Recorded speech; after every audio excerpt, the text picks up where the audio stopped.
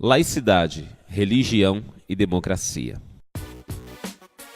Quando tratamos sobre a laicidade, estamos lidando com a espinhosa e disputada questão acerca das relações entre Estado e religião, assim como a respeito do lugar e do papel da religião em uma sociedade.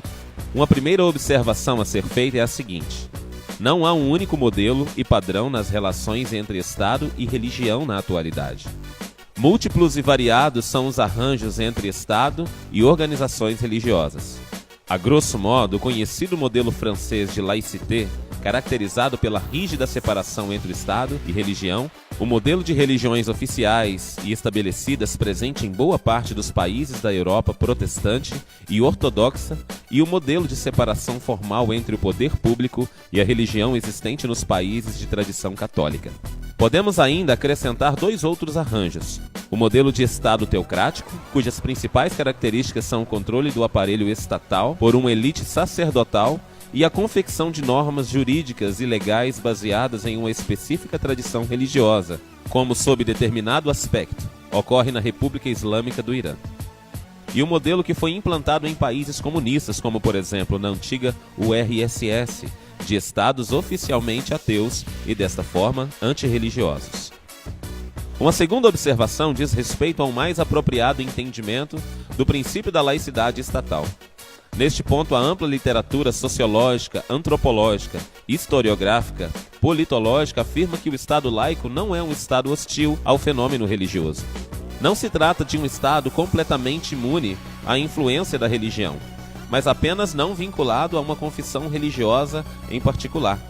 É um Estado não clerical, não confessional, que busca tratar com isonomia todos os grupos religiosos, garantindo a liberdade de consciência, a liberdade de crença e a liberdade de expressão da crença religiosa. Deste modo, o Estado laico não é um Estado ateu ou indiferente ao religioso. É uma forma de organização estatal, política e jurídica que, embora não relacionada diretamente a uma confissão religiosa, reconhece a dimensão pública da religião. Este modo de separação flexível que vigora em boa parte dos países europeus não reduz o religioso à mera intimidade das consciências, fazendo da religião assunto privado, mas entende que as religiões, todas elas, podem se beneficiar, simbólica e financeiramente, do apoio do poder público. Sintetizando, laicidade não significa a exclusão total da religião do espaço público. Em contraste com a laicidade, temos o laicismo, uma forma agressiva e antirreligiosa de organização estatal e social. O laicismo é uma forma de religião política que objetiva substituir os valores, símbolos e ritos religiosos por uma nova simbologia cívica e secular. A terceira observação a ser feita refere-se ao equivocado argumento defendido por certos atores secularistas de que a religião torna-se um fator perturbador e problemático quando adentra o espaço público, ou seja, quando participa ativamente e influencia nos debates políticos, jurídicos e morais. Para os secularistas, a religião deveria restringir-se em uma sociedade democrática e completamente laicizada, unicamente à esfera privada. Ocorre que, ao contrário do que argumentam estes atores, a religião não é em si mesma problemática para a democracia. De acordo com o sociólogo José Casanova, um dos mais prestigiados estudiosos da temática aqui tratada, tomar como pressuposto que a democracia deve ser secular é que é problemático. É esse tipo de afirmação que tende a fazer da religião um problema. A existência de uma organização societal e de um aparato jurídico e político fortemente secularizado não é uma condição necessária e suficiente para a democracia. De acordo com Casanova, às vezes encontramos regimes democráticos em sociedades não seculares, onde a influência e a vitalidade da religião nas diversas esferas sociais são significativas, como é o caso dos Estados Unidos. Além disso, existem democracias com estados vinculados formalmente a uma religião, como é o caso do anglicanismo na Inglaterra e do protestantismo luterano nos países nórdicos. Por outro lado, muito frequentemente presencia-se sociedades amplamente secularizadas, com estados laicistas, mas sem regimes democráticos, como foi o caso dos países comunistas do leste europeu e da Turquia de 1920.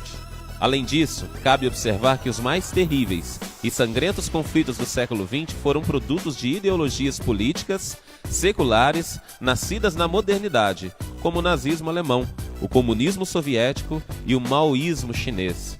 O republicanismo na Espanha na década de 1930, para ficarmos somente em alguns exemplos.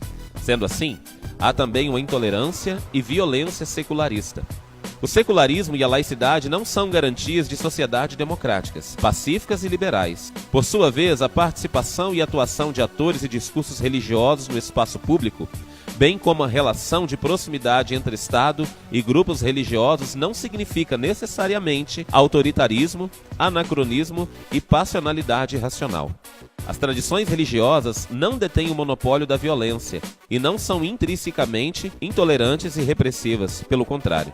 No que tange especificamente ao caso brasileiro, sublinho que, do ponto de vista estritamente jurídico e constitucional, o modelo de laicidade adotado pelo Estado brasileiro é de uma laicidade positiva ou de reconhecimento, que não exclui por completo o religioso da esfera pública, reconhecendo na dimensão religiosa um aspecto importante na formação do cidadão. Apesar da Carta Magna de 1988 estabelecer a separação entre Estado e religião e a consequente liberdade de crença, há outros dispositivos constitucionais e leis federais que asseguram a presença da religião no espaço público, como aquele que diz respeito ao ensino religioso nas escolas públicas.